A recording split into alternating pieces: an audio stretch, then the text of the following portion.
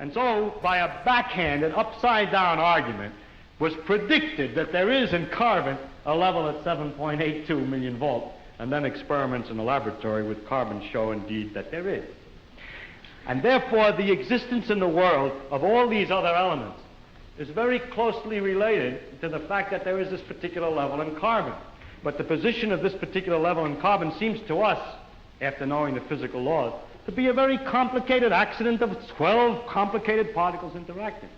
So I wish to illustrate by this example that an understanding of the physical laws doesn't give you an understanding in a sense of understanding significance of the world in any way. The details of real experience are very far often from the fundamental laws. There are, in a way of speaking in the world, we have a way of discussing the world which you could call, we discuss it at various hierarchies or levels. Now, I don't mean to be very precise, there's a level, there's another level, and another level, but I will indicate by describing a set of ideas to you, just one after the other, what I mean by hierarchies of ideas. For example, at one end, we have the fundamental laws of physics. Then we invent other terms for concepts which are approximate, who have, we believe, the ultimate explanation in terms of the fundamental laws. For instance, heat. Heat is supposed to be the jiggling, and it's just a word for a hot thing is just a word for a mass of atoms which are jiggling. Thought out fundamentally, we should think of the atoms jiggling. But for a while, if we're talking about heat, we sometimes forget about the atoms jiggling. Just like when we talk about the glacier, we don't always think of the hexagonal ice snowflakes which originally fell. Another example of the same thing is a salt crystal. Looked at fundamentally, it's a lot of protons, neutrons, and electrons. But we have this concept, salt crystal, which carries a whole pattern already of fundamental interactions, or idea like pressure.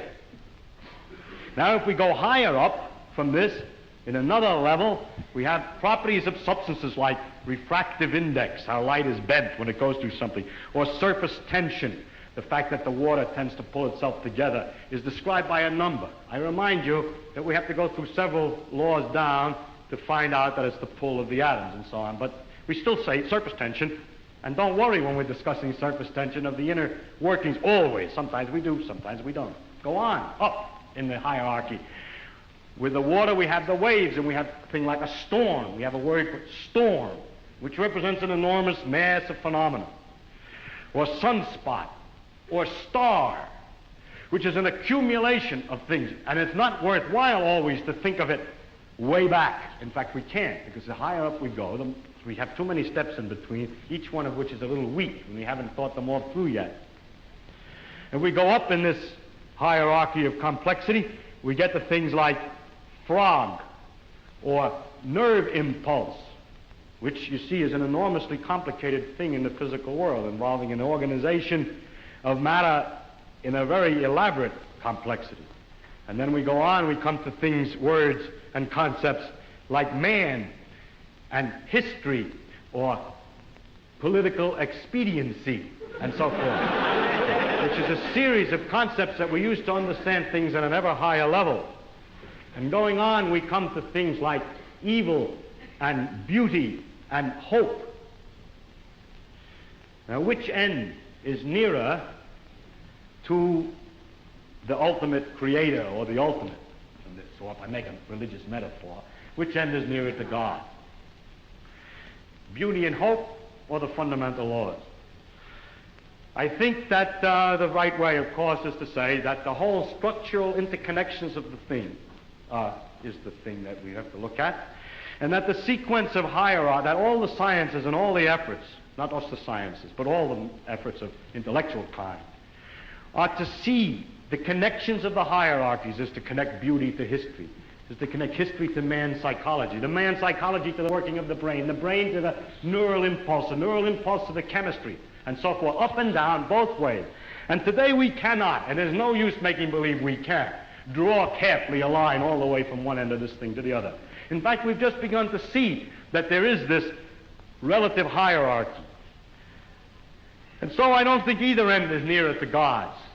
And it's to stand at either end and to walk out off the end of the pier only Hoping out in that direction is the complete understanding is a mistake. And to stand with evil and beauty and hope, or to stand with the fundamental laws, hoping that way to get a deep understanding of the whole world with that aspect alone is a mistake. And it is not sensible either for the ones who specialize at one end and the ones who specialize at the other end to have such disregard for each other. They don't actually, but the people say they do. So.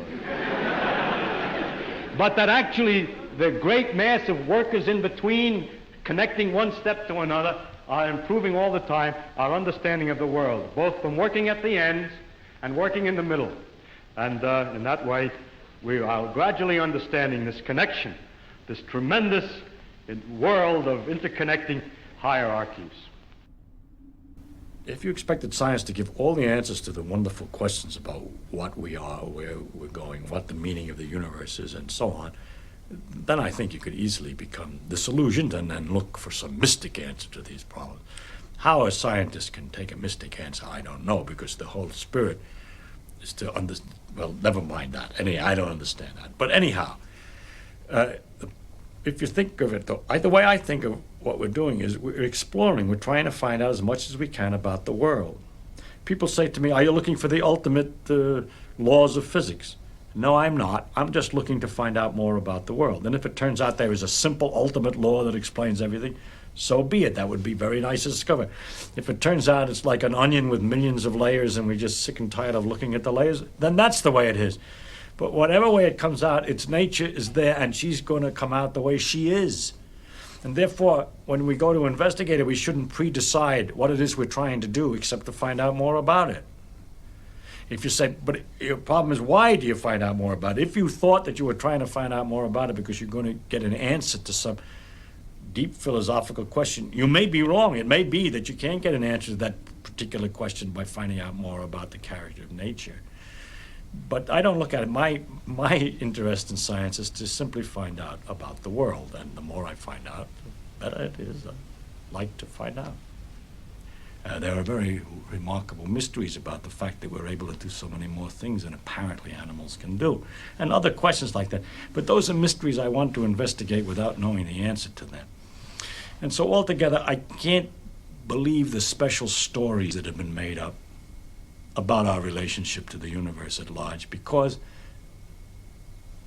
they seem to be too simple, too connected, too local, too provincial. The earth, he came to the earth. One of the aspects of God came to the earth, mind you. And look at what's out there. How can it isn't in proportion. Anyway, it's no use arguing. I can't argue it. I'm just trying to tell you why the scientific views that I have do have some effect on my beliefs. It also, another thing, has to do with the question of how do you find out if something's true? And if you have all these theories of the different religions, have all different theories about the thing, then you begin to wonder. Once you start doubting, just like you're supposed to doubt, you ask me, is the science true? We say, no, we don't know what's true. We're trying to find out. Everything is possibly wrong. Start out understanding religion by saying everything is possibly wrong. Let us see. As soon as you do that, you start sliding down an edge, which is hard to recover from. And so with the scientific view, or my father's view, that we should look to see what's true and what may not be true, once you start doubting, which I think to me is a very fundamental part of my soul, is to doubt and to ask. And when you doubt and ask, it gets a little harder to believe. You see, one thing is I can live with doubt and uncertainty and not knowing. I think it's much more interesting to live not knowing than to have answers which might be wrong. I have approximate answers and possible beliefs and different degrees of certainty about different things, but I'm not absolutely sure of anything. And then many things I don't know anything about, such as whether it means anything to ask, why we're here, and what the question might mean. I might think about it a little bit. If I can't figure it out, then I go to something else. But I don't have to know an answer. I don't feel frightened by not knowing things. by being lost in the mysterious universe without having any purpose, which is the way it really is as far as I can tell, possibly. It doesn't frighten me.